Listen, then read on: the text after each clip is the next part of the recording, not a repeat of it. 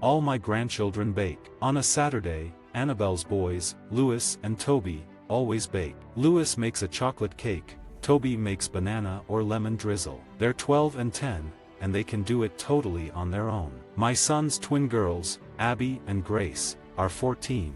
They make birthday cakes and like to do it on their own with mom out of the way. Cooking and baking is both physical and mental therapy. I think baking is very rewarding, and if you follow a good recipe, you will get success. Life is all about sharing. If we are good at something, pass it on. That is the pleasure I get from teaching, whether it is television or books. We should all share. I make myself eat one piece of toast for breakfast. When I'm doing bake-off, I eat soup for lunch. I know what puts on weight for me, it's just overindulgence. I think to eat cake is very good for us, but it's the size of the slice and how often you have it. We have 3.5 acres, complete with duck pond and wildflower meadow, and open annually by appointment as part of the National Garden Scheme. I would serve a selection of cakes, scones, and small sandwiches for afternoon tea. High tea is usually served between 5 p.m. and 6 p.m., replacing an evening meal. It is more substantial. My son is a tree surgeon and gets me a lovely tree. I like to put it up early, as I can't wait for Christmas. We dress it with decorations that have been in the family for years. I walk, and I play tennis, but mainly I watch what I eat. I eat all the things that I love, including cake. Cake is very important to me, but it's all about the size of the slice. Making your Christmas cake in September is perfect, as too fresh a cake crumbles when cut. The biscuit tin shouldn't be handy, move it about a bit. Try to keep it out of the way. I can't bear the thought of retirement, and I haven't prepared myself for it. I don't play bridge, and I don't play golf. I do play tennis, but you can't do that every day of the week. So often, when somebody dies in the family, whether a child or a parent, there is no one to lean on. When something like that happens, you go into a shell, but on the other hand, it's a really good thing to talk it over and say how you feel. I love Michel Roux, Jr., and James Martin, the chefs who are experts in their own right, like Rick Stein on fish. But I don't watch them very much because I don't think it's fair for my husband to be in a total food environment all the time. So we watch programs about gardening more. I was born in 1935, so I was quite young when the war started. I remember we were in Bath, and it was 1942. We went down into the cellar of our house, and when we came up, I remember seeing all the glass on the floor where all the windows had been shaken out by the bombs. I eat carefully because people don't want to see a large person judging cakes. They'll think to themselves, that's what happens when you eat cake. It should be that every child, when they leave school, can do 10 meals, because when they leave home, they've got to be able to eat healthily. Blow the science of it and everything else. They've just got to be able to know what's good for them, how to buy it, and how to make a few dishes that they enjoy and don't cost too much. I love a good Madeira cake, nice and simple. The most important thing is that a cake is moist. Most people overcook cakes, which dries them out. I do not like a quiche with wet, undercooked pastry underneath, and that is that. A lot of other reality shows on television can be bullying and aggressive, but we wanted the Bake Off to be an antidote to that.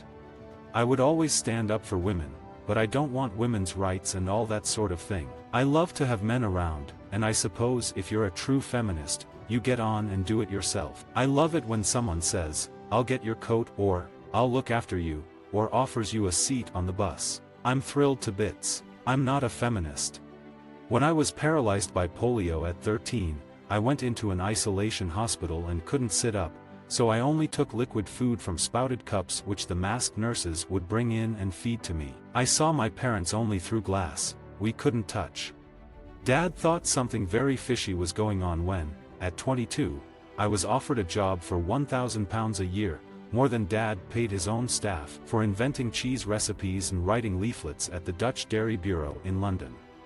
I admire my fellow judge Paul Hollywood enormously, though we often argue. He believes presentation and uniformity are paramount. I'm more interested in taste. I don't mind if one bun is smaller than the others, or if there's a little pastry cracking, though I don't want a soggy bottom.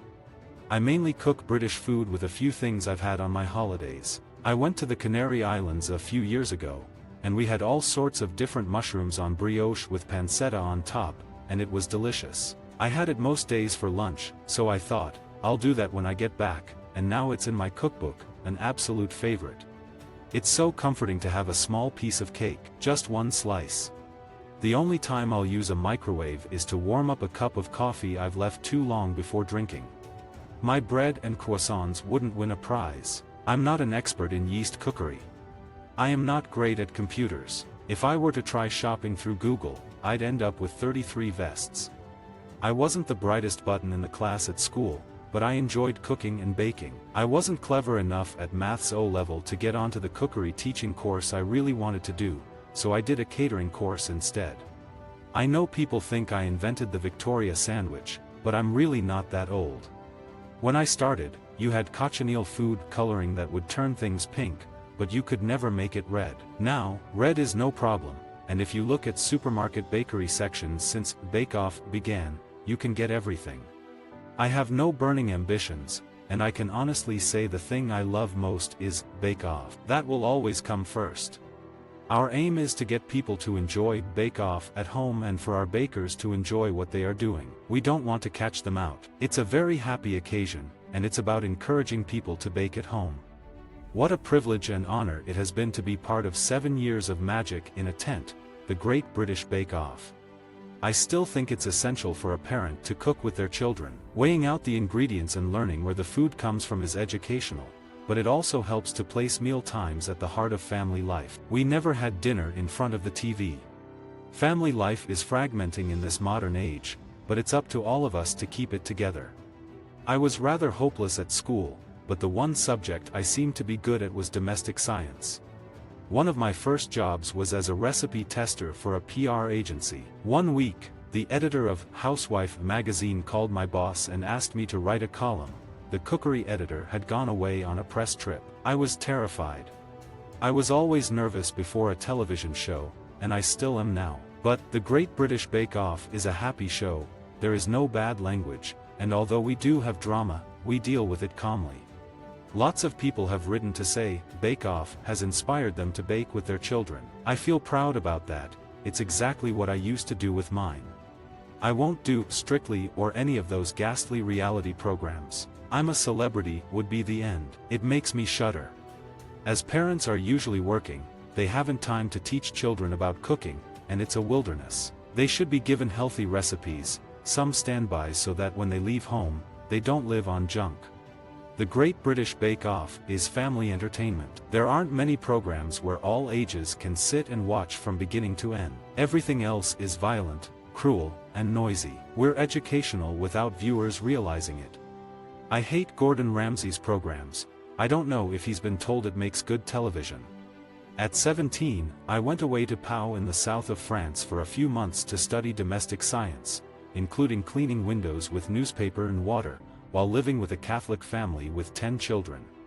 I don't go to fancy Michelin-starred restaurants often.